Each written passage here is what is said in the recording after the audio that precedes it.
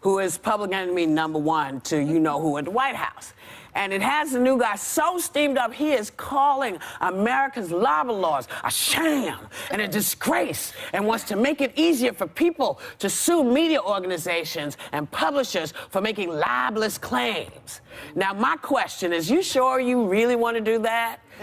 Because I think we have like a magic list of a few people who may want to just take you to court first.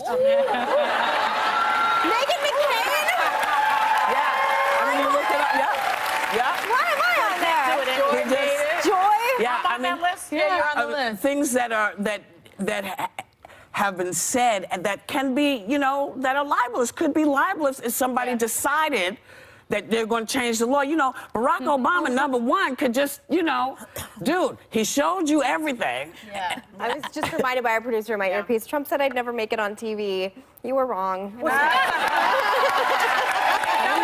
for a while. He tweeted it when I was at Fox, because I was very hard on him. There's a difference between, slander and libel, because mostly he doesn't slander is spoken. He doesn't libel read is or written. write. It's mostly slander. He says. But according to his criteria for doing this, he would be the first person on the people would be lining up to take you to court. What you left off the list, the entire country of Mexico, for example. What about that? Well, we thought they could sue him for defamation on that one. We figured because we didn't put the media organization. There's a lot of folks that could step up, but we just wanted to give you food for thought. So why does he go out there and say these things to you? Why? And it's not true. I mean, he has no chance of changing the defamation laws in the country. I mean, they run state to state, and there's no federal defamation laws. Yeah. So it's really shocking to me. But what I did find out is he has filed over 4,000 lawsuits in 30 years, and he has never once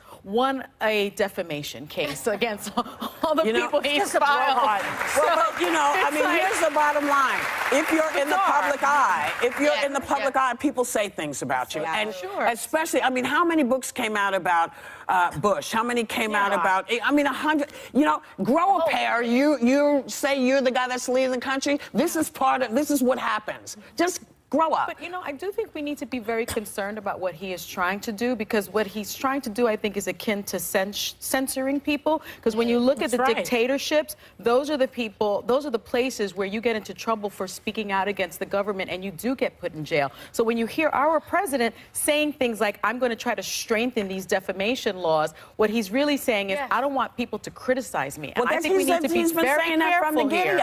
But fortunately, we have a system of checks and balances. There's a constitution. There are laws that say you can't do this. He's 24, correct? As we just said. And I'm always curious about really young millennials' take on President Trump, because you sort of grew up during the Obama years, and now we have an entirely different president. He doesn't represent our generation very well, because we don't think the way he thinks, and it really makes it difficult to want to be a part of things. You know what I mean? Like, we're at the age. I'm definitely at the age where that is becoming very paramount in my life, where I have to really make an active, take an active look at what's going on in the world around me if I actually want to see a change. And so when you look and you see all this, for lack of better words, buffoonery going on, it makes you feel like, how realistic is it? No, seriously, how realistic is it for me to actually make a change where I'm at? Right. How can I actually do something when this is what's being taken seriously? My president is on the damn Twitter, slandering folks and acting like a troll. Yeah. How can what can I do with that?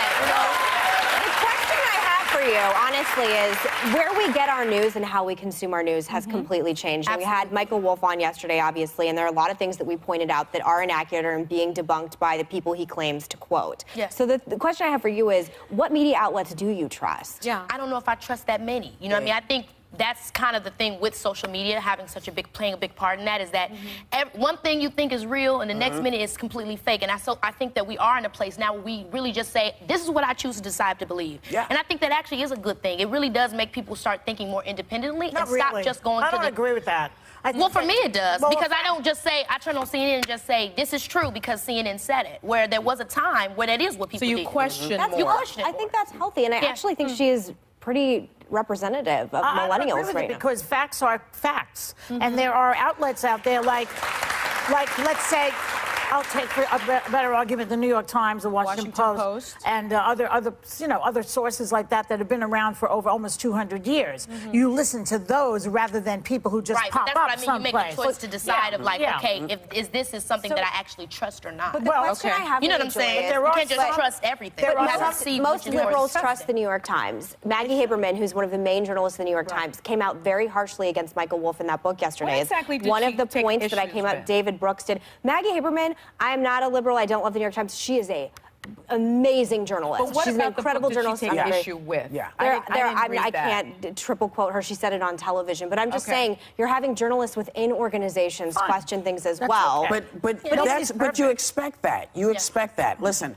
you can question and say, hey, some of this I don't think is accurate. But you take what is accurate and you weigh it. And you go, this is way too much stuff that is accurate for you to be doing this. This is ridiculous. So the book rings true because we've seen him on television with our own eyes. But I think what's interesting is if you have, Kiki's saying that, like, I don't really trust anyone, which I think is indicative of a lot of young. I'm an old millennial. I'm 33, and I grew up during a time when. But I grew up during a time when there was a lot more trust and faith in our journalists, in our media institutions, in what our president says on television, and it's a really interesting idea that when you're my age, this president I still trust journalists. I trust myself the most. He's chipping away at people's trust every minute. Yeah. So he's making everything that he doesn't agree with or that talks negatively about him fake news. There is a war on Maggie Haberman said his narrative isn't true and he gets basic facts wrong. That's I believe he's at his 2000th lie this year.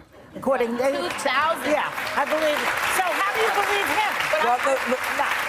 I was just going to say, I'm very concerned about the war on journalism and journalists. That we're hearing over and over again. I don't trust journalists. I don't trust the media, and I caution people because there are wonderful journalists that I work with every single day, like Anderson Cooper, like Walter Cronkite. Just like what you said, you have to hear the information, you have to filter through with your own self and your own ability to know that, okay, I'm collecting this information, I'm collecting that information, this is what I think is right. You know what I'm saying? Like, you have to still... Let's not always attack journalists because it's a very difficult job to do, and they're on the front lines right now, making sure that we do know the truth and we know facts. If you watch the movie The Post, which is out now, it's fantastic. You will see what she's talking about. Without the press, you have no country. You have no democracy. It's as simple as that. This is the first time in my life where a president is actively trying to kill the press off. Yeah. Yes. It's the first time that and Nixon used to make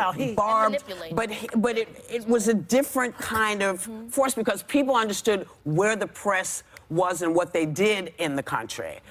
I feel like once we started putting together a 24-hour news cycle, that facts became more floaty.